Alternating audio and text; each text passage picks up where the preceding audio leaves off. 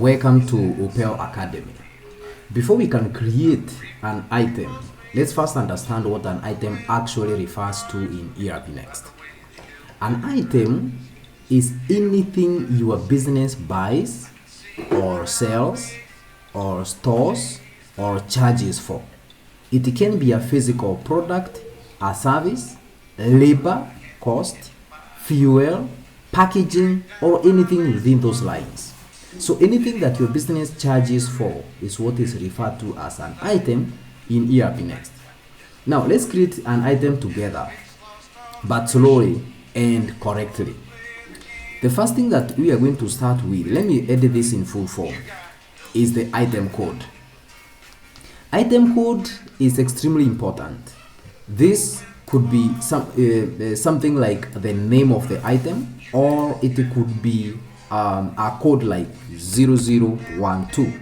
So if you are, for example, you want, for example, to use barcode scanners and things like those, you need to use an item code like this. But for our case here, I am going to make it simple. I'm going to use, for example, Toyota Axo bearing. All right.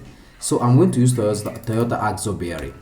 When you put this name here, you notice that 0012 automatically populated in the item name when I put it here. So what happens is that ERPNext automatically populates what you put in the item code as the item name, but they don't have to be together. Again, just to make sure I insist enough, if you want to use things like barcode scanners, you want to use things like integrations with other systems, the most ideal way to do this is to have a unique item code here. Also, an item code is going to help where, an item code which is not a name is going to help where you want, for example, or where you have so much inventory and you would like to have a specific code for each of the items that you have. Otherwise, the item name is ideally something like this, like Toyota Axo bearing. The next thing that you're going to see here is the item group. Now, the item group is not just for organization. It affects your reporting.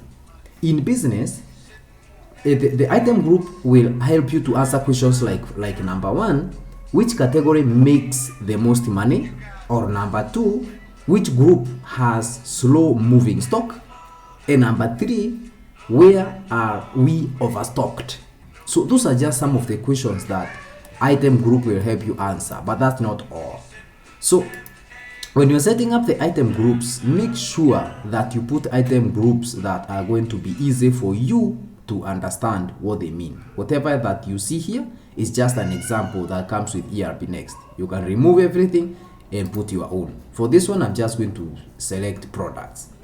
Now, for the unit of measure, this one we are going to have a complete video of it. So I'm going to skip it for now and leave it as numbers. I skip this section and I come down here. The description is optional, but it is important. Description will appear in documents like quotations and invoices.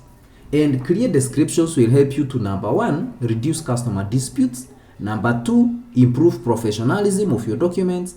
And number three, it will help non-technical users understand what exactly they are selling. We come to this other side and we have buttons like disable, or rather checkboxes like disable. If you click on disable, of course that item is going to be disabled. It is not going to be available for sale or for transactions. The other things that we have here, we are going to have other videos of them. So we have defined the basics of an item. In the next video, we are going to decide how this item behaves in stock, which is where most mistakes happen.